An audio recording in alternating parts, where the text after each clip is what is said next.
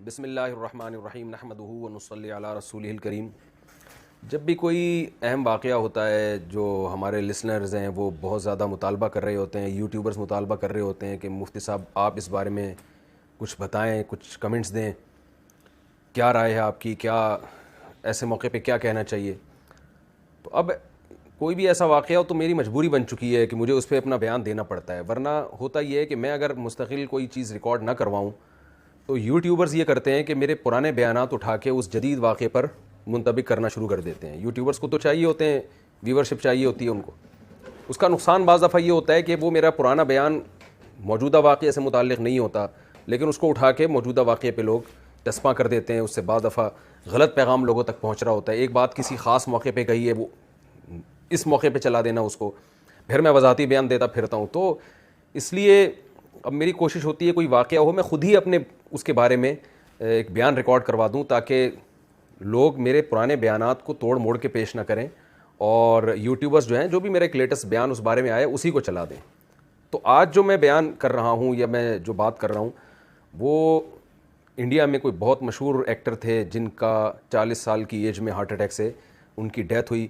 India میں جو بعض لوگ ہیں جو شوبز کی دنیا سے جن کا تعلق رہا ہے ان سے میں نے رابطہ کیا، ڈیٹیل معلوم کی، جو حالات سامنے آئے کہ بھئی ایک شخص ہے، نوجوان ہے، بالکل ینگ ہے، بہت زیادہ فٹنس کا خیال کرتا ہے، اس کی فلمیں بڑی ہٹ جا رہی ہیں اور سینے میں پین ہوتا ہے اور پین کی کوئی وجہ سمجھ میں نہیں آتی۔ اس کی جو منگیتر ہے یا گرل فرینڈ ہے وہ اسے سلاتی ہے بستر پہ، اور ان کی جو گرل فرینڈ ہے اس کا بیان یہ ہے کہ صبح جب دیکھا گیا تو وہ مردہ حالت میں پایا گیا۔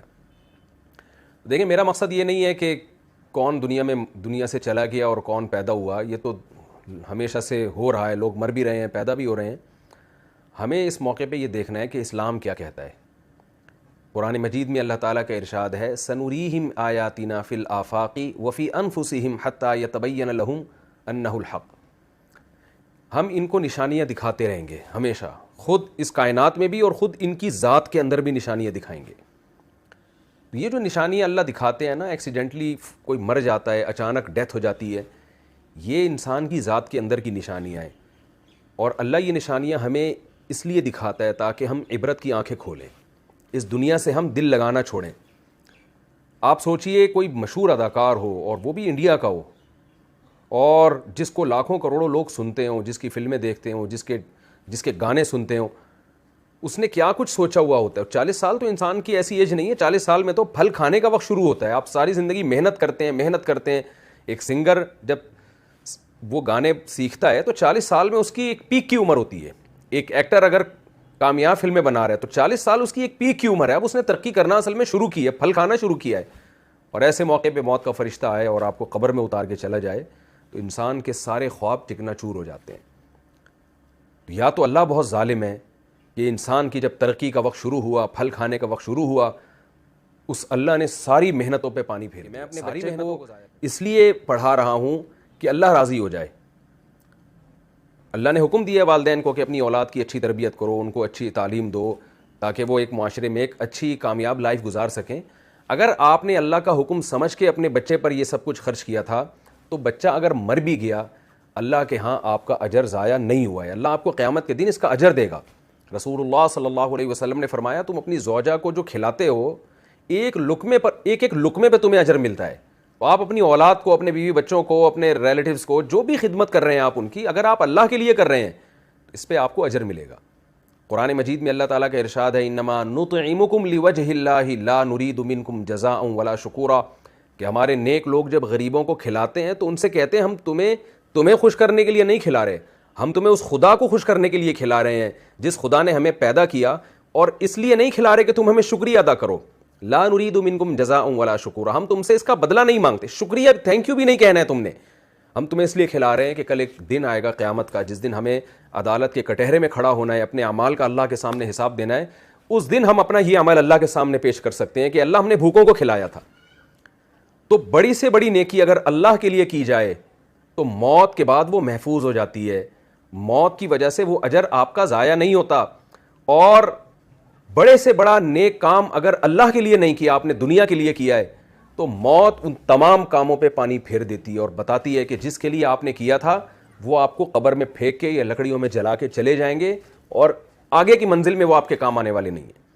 شوبز کی دنیا سے جو لوگ تعلق رکھتے ہیں, ظاہر ہے وہ یہ سب کچھ اللہ کے لیے نہیں کر رہے ہوتے, کیونکہ دنیا کے کسی مذہب میں, نہ ہندو مذہب میں, نہ اسلام میں, نہ عیسائیت میں, نہ یہودیت میں, کسی مذہب میں بھی شوبز کی دنیا میں آج کل جو کچھ ہو رہا ہے اس کا کوئی حصہ نہیں ہے. آپ نے کبھی کسی ہندو سے نہیں سنا ہوگا, ہندو پنڈت سے, کہ وہ یہ کہہ رہا ہو کہ ناچ گانوں سے اور اس طرح فلمیں بنا کے, ڈرامے بنا کے معاشرے میں بے حیائی کو پروموٹ کرنے سے بھگوان خوش ہوتا ہے. کبھی کسی ہندو سے بھی نہیں سنا ہوگا, کبھی کسی عیسائی سے نہیں سنا ہوگا کہ اللہ خوش ہوتا ہے, خدا خوش ہوتا ہے ایسے کاموں سے. کبھی کسی مسلمان سے نہیں سنا ہوگا, مسلمان اسکالر سے نہیں سنا ہوگا, عالم سے نہیں سنا ہوگا کہ ناچ گانوں میں اور اس طرح جس طرح آج کل فلموں میں لڑکیاں اپنے آپ کو ایکسپوز کر رہی ہیں, اور جس طرح جو کچھ بے ہودگی معاشرے میں ان فلموں کے ذریعے پھیلائی گئی ہے, ایک خاندانی نظام ہمارا پورا تباہ ہو کے رہ گیا. یہ سب کچھ سے اللہ راضی ہوتا ہے. کبھی کسی مسلم اسکالر سے آپ نے نہیں سنا ہوگا. ساری دنیا کے تمام مذاہب ایک بات پر متفق ہیں کہ خدا بے حیائی کو پسند نہیں کرتا. تو شوبز کی دنیا میں جو لوگ بھی تعلق رکھتے ہیں انہیں یہ تو ذہن میں رکھ لینا چاہیے کہ آپ کے اس عمل کا آخرت میں اللہ کے ہاں کوئی حصہ نہیں ہے. دنیا آپ کے اس عمل سے خوش ہوتی ہے اور دنیا میں آپ کو اس کا بدلہ مل جاتا ہے, عزت کی صورت میں اور شہرت کی صورت میں. لیکن آنکھ بند ہوتے ہی آپ کی عزت ورلڈ ٹریڈ سینٹر کی طرح زمین بوس ہو جاتی ہے, اور آپ کی ساری عزت ایک سیکنڈ میں, عزت بھی, دولت بھی, شہرت بھی ایک سیکنڈ میں ختم ہو جاتی ہے. تو کیوں نہ ایسے راستے کو اختیار کیا جائے جو موت کے بعد بھی چلتا رہے. رسول اللہ صلی اللہ علیہ وسلم نے فرمایا کہ جس نے درخت لگایا, دیکھیں میں 2 حدیثیں پیش کرتا ہوں آپ کے سامنے. ایک طرف حدیث میں آتا ہے ایک صحابی درخت لگا رہے تھے, آپ نے فرمایا یہ تو کئی سال کے بعد پھل دے گا, تمہیں کیا معلوم کہ تم اس وقت تک زندہ بھی رہو گے کہ نہیں رہو گے. یعنی اتنی دور کی سوچ رہے ہو اور پل کی خبر نہیں ہے. کہتے ہیں نا سامان 100 برس کا, پل کی خبر نہیں ہے. کل کا تمہیں پتہ نہیں ہے زندہ رہو گے, اور تم اتنے سال بعد کی سوچ رہے ہو, پتہ نہیں اس وقت تک تم زندہ رہو یا نہیں رہو. اس حدیث سے کیا پتہ چلتا ہے کہ آپ صلی اللہ علیہ وسلم جو اللہ کے میسنجر ہیں وہ درخت لگانے سے گویا روک رہے ہیں, اگر صرف یہی حدیث ہو ہمارے سامنے.